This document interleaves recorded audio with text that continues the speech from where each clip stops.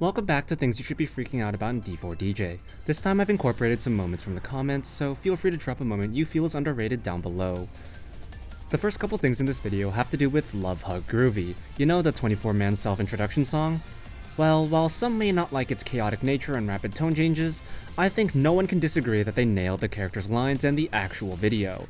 Personally, I think the visuals are quite appealing given the limited nature of the assets they had. In fact, I think point number one is Miyu's silhouette.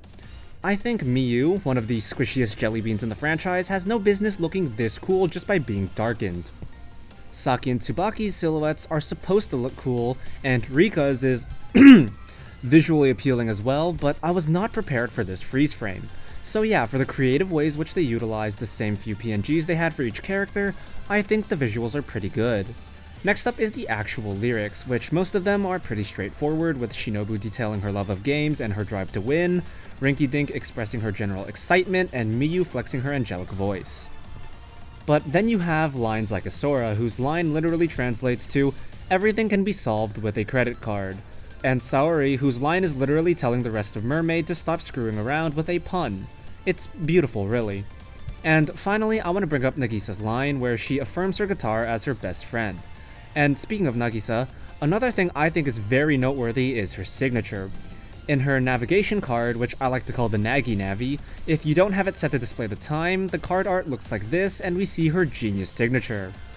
You see, Nagisa in Japanese characters looks like this, and what this frickin' genius noticed is that all of these characters have a horizontal line, and thus she used one to connect all three.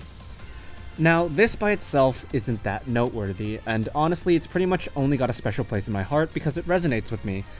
My channel used to be called Ahega's Satan, and that means my signature used to look something like this. I did the exact same thing she did, using one horizontal line to connect 3 letters. So I found that pretty cool.